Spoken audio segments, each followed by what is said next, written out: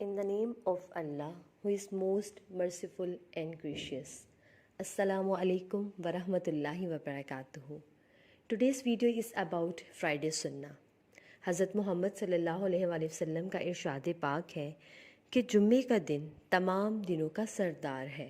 یہ اللہ تعالیٰ کے نزدیک سب سے بڑا دن ہے، حتیٰ کہ یہ اللہ تعالیٰ کے نزدیک عید الاضحیٰ اور عید الفطر سے بھی بڑا دن ہے. سبحان اللہ. نبی اکرم صلی اللہ علیہ وآلہ وسلم نے فرمایا کہ اس دن کثرت کے ساتھ مجھ پہ درود پاک پڑھا کرو، کیونکہ یہ دن مشہود ہے. اس دن فرشتے نازل ہوتے ہیں، اور جو شخص درود پاک پڑھتا ہے اس کے درود پاک ختم ہونے سے پہلے، اس کے فارغ ہونے سے پہلے وہ درود پاک میری بارگاہ میں پہنچا دیا جاتا ہے. سبحان اللہ.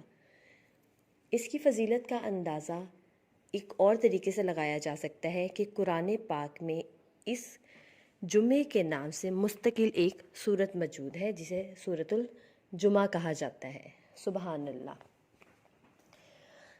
اس سورت کا ایک چھوٹا سا پیس میں آپ لوگ کے سامنے رکھ رہی ہوں، جس کا ترجمہ کچھ اس طرح سے ہے کہ اللہ تعالیٰ کا ارشاد باری تعالیٰ ہے، اے ایمان والو، جمعے کے دن جب نماز کی اذان ہو تو اللہ تعالیٰ کے ذکر کی طرف دوڑو اور خرید و فروخت چھوڑ دو، یہ تمہارے لیے بہتر ہے اگر تم جانو.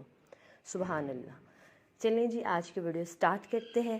آج کی پہلی سنت ہے وبات، غسل کرنا. یہ نبی اکرم صلی اللہ علیہ وآلہ وسلم کا بھی ارشاد پاک ہے کہ ہر جو چھوٹا بڑا ہے وہ غسل کرے. دوسرے نمبر پہ آ جاتی ہے یوز ٹوتھ اسٹک، مسواک کرنا. اگر تو آپ کے پاس مسواک اویلیبل نہیں ہے تو آپ لوگ برش بھی استعمال کر سکتے ہیں. تیسرے نمبر پہ جو ہمارے پاس سنت آتی ہے وہ آتی ہے ویئر کلین کلاتھس. اگر تو آپ کے پاس نیا ڈریس ہے تو کوشش کریں اسے جمعے والے دن پہنیں، اگر نہیں ہے تو پرانے ہی صاف ستھرے کر کے پہنیں.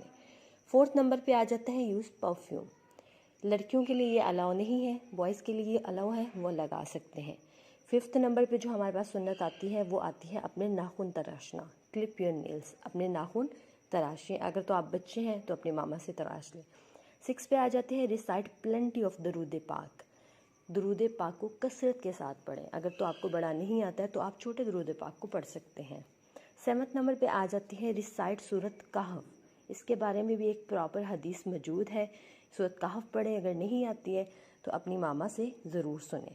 اس کے بعد ہے میک دعا فار ایوری ون. ہر ایک کے لیے دعا کریں، کیونکہ نہیں پتہ کہ اللہ تعالیٰ کس کی دعا کس کے لیے سن لیں. دعا میں یاد رکھیے گا. اللہ